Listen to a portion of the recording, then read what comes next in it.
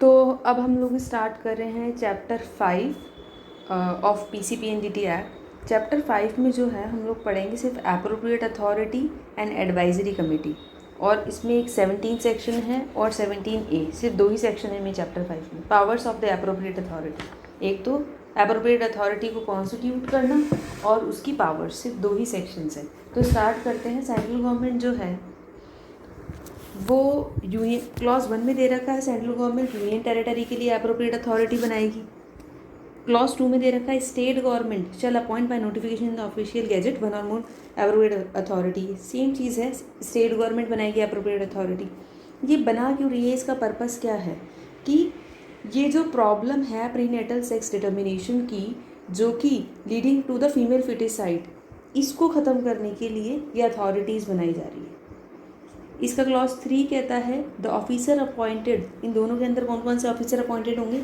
ए के अंदर 3 मेंबर्स होंगे, नेमली चेयरपर्सन जो कि ऑफिसर और above the rank of the joint director of the health and the family welfare, वो चेयरपर्सन होगा। Eminent women representing women organisation and officer of the law department of the state or union territory, ये 3 member होंगे। इसके बाद में when appointed for any state or the union territory such rank as the state government may deem fit। 4th में पढ़ते हैं appropriate authority की क्या functions होंगे। to grant, suspend और cancel the registration of genetic counseling center, laboratory or clinic, to enforce the standard prescribed for all the 3। next, to investigate the complaints of the breach of provision, to seek and consider the advice of advisory committee, to take appropriate legal action against the use of sex selection, suo moto, या फिर जब भी brought into the notice of the authority। F के अंदर to create a public awareness against the practice of the sex selection or the prenatal determination, to supervise the implementation of the provision of the act and rule, and to recommend the board of the or the state board modifications required in the rules in according with the changes in the technology or social conditions, and to take actions on the recommendations of the advisory committee made after the investigation of the complaint for the suspension or cancellation of registration। ये जो advisory committee है ये अभी हमें clause 5 में देखने को मिलेगी, क्योंकि 5 में कैसे कॉन्स्टिट्यूट होती है वो 5 में बता रखा है। तो इसके अंदर हमने 5-7 चीज़ें पढ़ ली, 9 चीज़ें पढ़ ली। तो इसके जो फंक्शन है ईजी भी है और अच्छे से लर्न हो जाएंगे। इसे याद करने में आप कोशिश करना इसको लर्न करने की। सबसे पहले क्या है, लाइसेंस देना, उसको सस्पेंड करना, कैंसिल करना। दूसरा क्या है, जो भी स्टैंडर्ड प्रिस्क्राइब है उनको इन्फोर्स करवाना। तीसरा, इन्वेस्टिगेट करना कंप्लेन में, सुओ मोटो एक्शन लेना, ये एप्रोप्रिएट लीगल एक्शन लेना जो इसको वॉल्यूशन कर रहे हैं। उसके बाद में पब्लिक अवेयरनेस करवाना, supervision implementation of the provision of this act, board को जो भी मॉडिफिकेशंस रिक्वायर्ड है वो बताना। कुछ टाइम के हिसाब से टेक्नोलॉजी एनहेंस हो गई, उसके हिसाब से अगर मॉडिफिकेशंस होते हैं तो वो to take the action on the recommendation of advisory committee. एक एडवाइजरी कमेटी होती है, वो कुछ हमें रिकमेंड करती है, उस रिकमेंडेशंस पे एक्शन लेना। 5th पढ़ रहे हैं हम, एडवाइजरी कमेटी होती क्या है। The central government or the state government, as the case may be, shall constitute an advisory committee for each appropriate authority to aid and advise the appropriate authority in discharge of its functions, and shall appoint one of the member of the advisory committee to be its chairman। एक member को chairman बना देगी और constitute करेगी। 6 के अंदर बता रखा है कि इसमें कौन कौन होंगे। 3 मेडिकल एक्सपर्ट होंगे, अमंग वही गायनेकोलॉजिस्ट, पीडियाट्रिशियन और मेडिकल ये जेनेटिक्स। 1 लीगल एक्सपर्ट हो गया, 1 officer to represent the department dealing with the information and the public of the state government और the union territory, and 3 eminent social worker of whom not less than 1 shall be from among the representative of women organization। तो ये 4 लोग हमें याद रखने हैं। इसके बाद में 7 में, no person who has been associated with the use of the promotion of the prenatal techniques for the determination of the sex or the sex selection shall be appointed as a member। ठीक है, अगर कोई भी associated है इस तरीके की practice के अंदर, एक सेकंड में इसको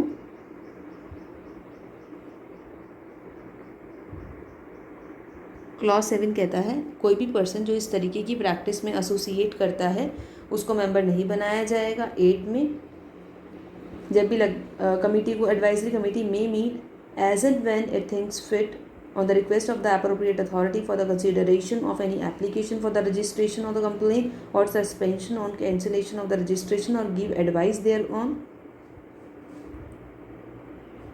अब देखो इसके प्रोवाइडेड में क्या डाला है, 8 के प्रोवाइडेड में कि दोनों के दो जो मीटिंग होगी उनका जो पीरियड है वो एक्सीड नहीं करना चाहिए, exceed the prescribe period.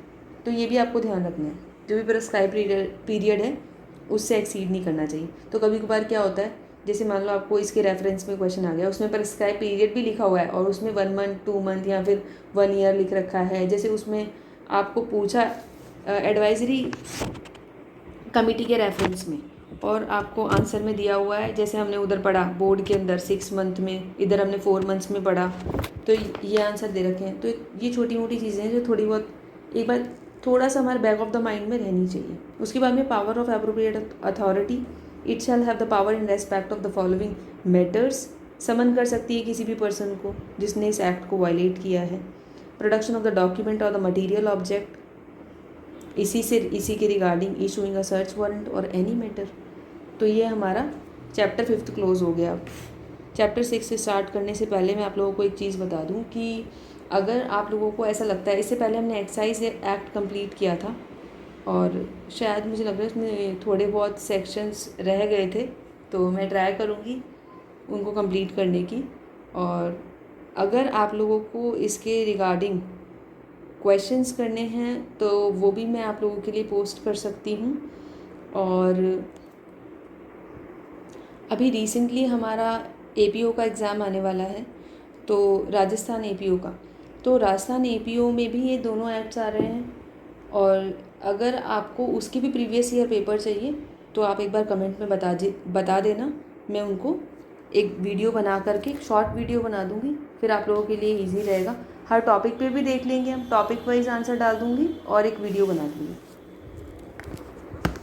Start करते हैं chapter 6, registration of genetic counselling centre and genetic laboratory and genetic clinic. 18 के अंदर इनका रजिस्ट्रेशन ज़रूरी है. कोई भी पर्सन ऐसी लेबोरेटरी सेंटर या क्लिनिक नहीं खोलेगा जिसके अंदर कोई अल्ट्रासाउंड या इमेजिंग मशीन या स्कैनर रखे हों जिसमें determination of sex of foetus होता हो या सेक्स सिलेक्शन होता हो, unless such laboratory or centre is duly registered. Second, every application for the registration shall be made to the appropriate authority, और उसकी पेमेंट करनी होती है. सेकेंड क्लॉज देखिए, on the payment of the fees as may be prescribe.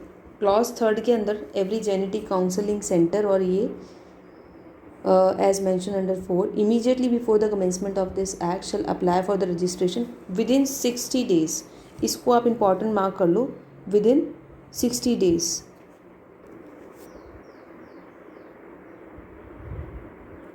Clause 3 में within 60 days.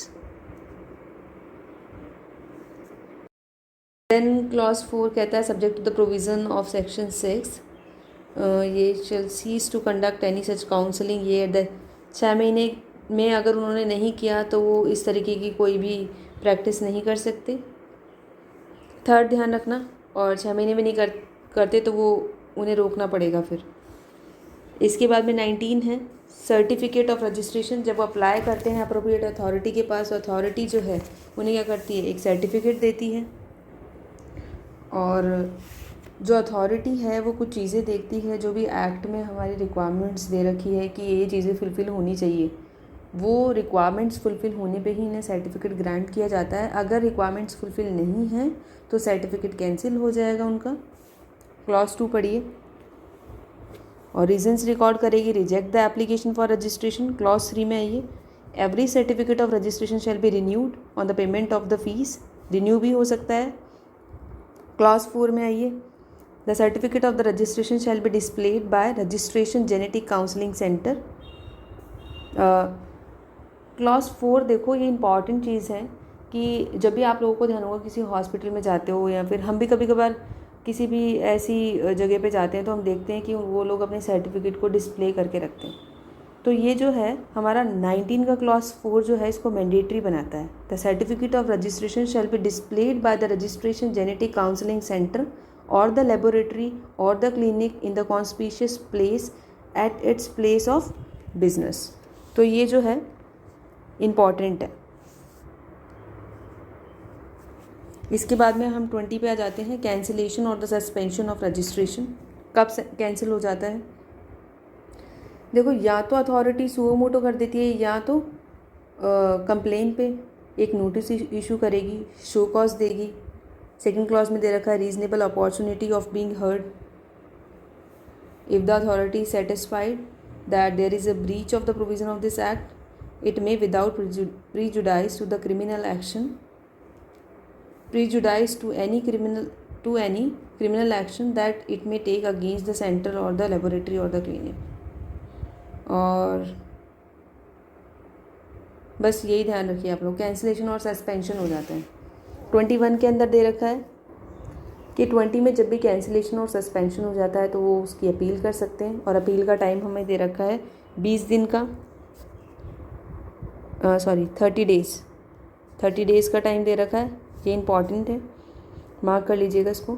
और appeal करेंगे किसको? जो एप्रोप्रिएट अथॉरिटी होगी उसकी अपील जाएगी सेंट्रल गवर्नमेंट को अगर सेंट्रल एप्रोप्रिएट अथॉरिटी का ऑर्डर है, और स्टेट गवर्नमेंट को अगर स्टेट एप्रोप्रिएट अथॉरिटी का ऑर्डर है, और प्रिस्क्राइब मैनर में जाएगी। इसके बाद में नेक्स्ट चैप्टर पे हम आ जाते हैं, chapter number 7, offences and penalties.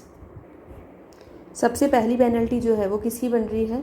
Prohibition of advertisement relating to the pre conception and pre natal determination of sex and punishment for contravention. तो फर्स्ट क्लॉज इसका कहता है 22 का कि कोई भी पर्सन जो होगा वो इस तरीके का एडवर्टीजमेंट नहीं करेगा। इसमें नीचे आओ और first, second, third, fourth line में देखो स्टार्ट हो रहा है, shall issue, publish, distribute, communicate, ये वाली जो लाइन है, एक सेकेंड, नहीं करेगा। और इसका थर्ड क्लॉज में आ जाओ आप लोग। क्लॉज थर्ड में इसकी पनिशमेंट बता रखी है कि कितनी होगी। इट शैल बी, जो भी इसको कॉन्ट्रावेन करता है, shall be punishable with the imprisonment for the term which may be extend to 3 year. तो may extend to 3 years and with fine and which may extend to 10,000 rupees. तो ये ध्यान रखिएगा, मे एक्सटेंड टू 3 ईयर्स, 3 साल तक, और fine जो कि 10,000 तक, मे एक्सटेंड टू। इसके बाद में हम आ जाते हैं एडवर्टीजमेंट। एक्सप्लेनेशन में बता रखा है, तो आप लोगों ने इंडिसेंट रिप्रेजेंटेशन एक्ट पढ़ा होगा, उसके अंदर डेफिनेशन जो है उसका फर्स्ट क्लॉज ही एडवर्टीजमेंट बताता है हमें, और सेम डेफिनेशन है यहाँ पर भी। उसके बाद में 23, offences and penalties. Any medical geneticist, gynaecologist, gynaecologist और रजिस्टर्ड मेडिकल प्रैक्टिशनर और एनी पर्सन ये who contravene the provision of this act. ऐसा कोई भी जो कि इन सब से डीलिंग करता है और कॉन्ट्रावेन करता है तो उसको पनिशमेंट मिलेगी विच में एक्सटेंड टू 3 ईयर्स और विच फाइन विच में एक्सटेंड टू, ये मतलब सिमिलर है एकदम, विच में एक्सटेंड टू 3, विच में एक्सटेंड टू 10,000, बिल्कुल सिमिलर है। 23 के अंदर भी आप लोग ध्यान रखो, ये मार्क करते जाओ, ये जो भी इंपॉर्टेंट है वही पढ़ रहे हैं अब हम। The name of the registered medical practitioner shall be reported by the appropriate authority to the state medical council and if any changes are framed by the court his name from the register of the council for the period of 5 year for the first offence and permanently for subsequent, उसका नाम remove कर दिया जाएगा। जो भी इन लोगों का register होता है council, register of council medical practice के लिए, उसका नाम रिमूव कर दिया जाएगा। 23 का 2, ये भी इम्पॉर्टेंट है, ये भी ध्यान रखिए। कितने टाइम के लिए? 5 साल के लिए। Any person who seek the aid of the genetic counselling centre, ये अब जो क्लॉज 3 है वो उस पर्सन के लिए है जो सेक्स सिलेक्शन और प्री नेटल डायग्नोस्टिक टेक्निक के लिए हेल्प लेने यहाँ पर आया है। ये डॉक्टर्स नहीं है, ये वो पर्सन है जो ये ऑफेंस कर रहा है, तो उसका भी सेम है, विच में एक्सटेंड टू 3 ईयर्स और विच में एक्सटेंड टू द 50। अच्छा, और फाइन जो है यहाँ पे, फ़ाइन 50,000 का है, ये ध्यान रखो, ये 50,000 है और ये 3 साल है, और तीनों के अंदर एंड है, ये ध्यान रखो, पर ऐसा नहीं है और एंड है, तीनों में प्लस है। 4th, for the removal of doubt it is shall not apply to the women who was compelled to undergo. ठीक है, ऐसी वुमेन जिसको कंपेल किया गया है, यहाँ पे वो पर्सन नहीं आएगा 3 के अंदर, एनी पर्सन के अंदर वो वुमेन नहीं आएगी, वो एक्सक्लूडेड है। तो ये भी पूछ लेते हैं कभी कभार। 24 में हम आ जाते हैं presumption in case of the conduct of the pre natal diagnostic technique. The court shall presume, court ये मान के चलेगी कि उसको ये ऑफेंस किया है। Evidence not with sending anything containing the evidence act, the court shall presume, unless the contrary is proved, that the pregnant woman was compelled by the husband or the relative to undergo the prenatal diagnostic technique। मतलब women को नहीं मान रही है liable, ये उसके husband और उसके रिलेटिव को मान रही है। And such person shall be liable for abetment under 23 का 3। ये 23 का 3 जो है इसमें ऑफेंस बन रहा है, ये देख लो आप। 23 का 3 जो है इसमें ऑफेंस बन, ये इंपॉर्टेंट है, ये देख लो। लोगों के लिए इसमें ऑफेंस बन रहा है और ये डॉक्टर्स वगैरह के लिए इसमें ऑफेंस बन रहा है। फर्स्ट और सेकंड में डॉक्टर्स के लिए, और ये मतलब 23 इंपॉर्टेंट है। 2-3 जो है इसी में ही ऑफेंसेस एंड पेनल्टीज दे रखे हैं। प्रिज्यूम कर लेंगे, और प्रिजम्पशन किस चीज़ का माना जाएगा कि उसके हस्बैंड और उसके फैमिली ने ही उसे अबेट किया था। 25 penalty for the contravention of the provision of this act and the rules for which no specific punishment is provided. ऐसे रूल्स जिसकी कोई पनिशमेंट ही नहीं दे रखी तो 3 महीने, और which fine which may extend to 1000 rupees. यहाँ पे 3 महीने 25 के अंदर 3 महीने और 1000, जिसके लिए कोई भी पेनल्टी नहीं दे रखी। 26 ऑफेंस बाय द कंपनी, ये हमने NI में पढ़ा, और भी जितने भी एक्ट्स में हम ये पढ़ते हैं कि ऑफेंसेस जब कंपनी करती है तो सेम है। Every person who at the time of the offence in charge of and responsible to the affairs of the company as well as the company. First में सेम चीज़ दे रखी है, यहाँ तक देख लो आप। कंपनी और ये दोनों लोग होंगे लाइबल। इसके बाद में दे रखा है वही चीज़, उनकी नॉलेज से अगर नहीं हुआ तो एग्जेम्प्टेड है, प्रोवाइडेड में दे रखा है was committed without the knowledge, और उसने ड्यू डिलीजेंस लिया था। देन क्लॉज 2 के अंदर दे रखा है इट इज़ प्रूव्ड। अच्छा, इफ़ इट इज़ प्रूव्ड, एक सेकेंड, क्लॉज 2 किधर गया भाई? अच्छा, ये जो नॉट डिसेंडिंग है क्लॉज 2 ही है। इफ़ इट इज़ प्रूव्ड कि वो कंसेंट से किया गया था और बिना उसकी या फिर नेग्लिक्शन ऑन द पार्ट था, then he shall be deemed to be guilty and shall be liable to be proceeded against and punished accordingly। चलो आगे, कंपनी और डायरेक्टर बता ही दिया, इसमें एसोसिएशन, बॉडी और ये तीनों होते हैं। इसके बाद में 27 में है जो ऑफेंस होगा, it shall be cognizable and non bailable and non compoundable. ये वेरी इंपॉर्टेंट चीज़ है कि इसके अंदर कंपाउंडेबिलिटी भी दे रखी है। क्या क्या क्या है? Cognizable, non bailable, non compoundable, ये याद रखना है आपको। नेक्स्ट, कॉग्निजेंस कैसे लिया जाएगा? No court shall take cognizance of the offence under this act except on the complaint made by appropriate authority और the officer authorise in this behalf and a person. Second में दे रखा है who has given the notice of not less than 15 days in the manner prescribe to the appropriate authority of the alleged offence and his intention to make a complaint to the court। For the purpose of this clause person में कौन कौन आता है?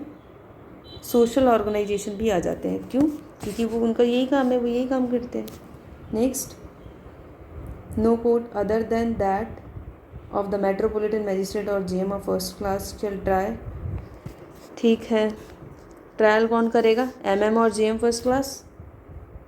और जब complain आई है the court में on demand by such person direct the authority to make available copies of the, जो भी एप्रोप्रिएट अथॉरिटी ने उनके पास रिकॉर्ड की कॉपीज़ थी वो देने को कोर्ट इन्हें बोल सकती है। इसके बाद में मिसलेनियस है, अभी कर लेते हैं इसको जल्दी से कवर।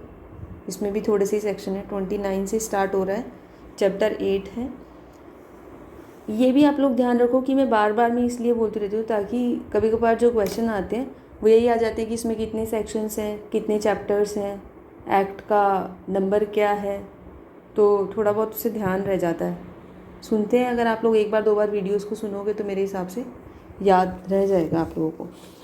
तो 29 में दे रखा है maintenance of records, all the records, chart, form, reports, consent letters and all the other documents required to be maintained under this act, and the rules shall be preserved for the period of 2 years and for such period as may be prescribed। इसको mark कर लो।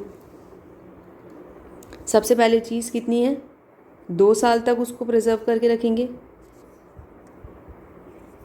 For the period of 2 years, और जो भी prescribe किया गया है। दूसरा, for final disposal of proceedings तक, और सारे रिकॉर्ड्स जो होंगे at all reasonable time be made available for the inspection of the appropriate authority, और वो वही जैसे अभी मंगवाया था ऐसे दे दिए जाएंगे इंस्पेक्शन के लिए। एप्रोप्रिएट अथॉरिटी जो होती है 30 के अंदर आ गए। If the appropriate authority has a reason to believe that the offence is committed, तो बस यही है, उसके पास पावर है। It may furnish the evidence of the commission of the offence and seize seal the same. Last में आ जाओ इसके, seize and seal the same if the authority or the officer has a reason to believe that it may furnish the evidence of the commission of the offence punishable under this act। The provision of CRPC relating to the search and seize apply to every search। CRPC के provision apply होंगे। Next, protection of, अगर इस act में कोई भी person, चाहे central और state government appropriate authority, good faith में काम कर रहे हैं तो कोई एक्शन नहीं लिया जाएगा। रिमूवल ऑफ डिफ़िकल्टीज़, कौन रिमूव करेगा, सेंट्रल गवर्नमेंट रिमूव करेगी, सेंट्रल गवर्नमेंट। देन नेक्स्ट है हमारा, जितना जल्दी हो सके उतना जल्दी रिमूव कर लेगी 3 साल में। देन पार्लियामेंट के सामने रखे जाएंगे ये सब कुछ। इसके बाद में पावर टू मेक रूल्स किसके पास है, सेंट्रल गवर्नमेंट के पास। तो ये एक्ट कंप्लीट हो गया है और होपफुली आप लोगों को समझ में आया होगा। 2-3 बार आप लोग पढ़ोगे तो लर्न हो जाएगा ये, इतना कोई बहुत ज़्यादा इसकी लैंग्वेज और ये सब जो है इतनी ज़्यादा हार्ड नहीं है लैंग्वेज। इसमें 2 सेक्शन और रह गए, एक बार ये भी रीड आउट कर देते हैं। पावर टू मेक रेगुलेशंस, हम हर एक्ट में पढ़ते हैं कि पावर टू मेक रूल्स, तो जो रूल्स जो है वो सेंट्रल गवर्नमेंट को दे रखी है। द बोर्ड में with the previous sanction of the central government, ये इंपॉर्टेंट बात है, इस पर मार्क करो आप। सेक्शन 33 रेगुलेशंस की बात कर रहा है। जो रूल्स हमने पीछे रूल्स पढ़ा वो तो सेंट्रल गवर्नमेंट बना सकती है, यहाँ बोर्ड बना सकता है with the previous sanction of the central government by the notification the official gazette. और किस किस के रिगार्डिंग ये बना सकता है regulation, procedure to be followed for the transaction of the business as the number of the members, जो कि कोरम में चाहिए, the manner in which the person temporary associated with the board and the method of the appointment. Section 12 के under में जो हमने पढ़ लिया वो, and rule and regulation to be laid before the parliament, ये हमें लास्ट में बता रखा है। तो आप लोग ये देखो कि 32, 33, 34 ये तो सिमिलर से ही है, और 31A के अंदर रिमूवल ऑफ डिफ़िकल्टीज़ दे दिया। तो फाइनली ये एक्ट कंप्लीट हो गया। और कुछ प्रॉब्लम हो तो आप लोग कमेंट में बता सकते हैं, और इसके जो क्वेश्चंस हैं वो हम, अगर आप लोगों को चाहिए तो मैं वो डाल दूँगी वो वीडियो बना करके। Okay, thank you.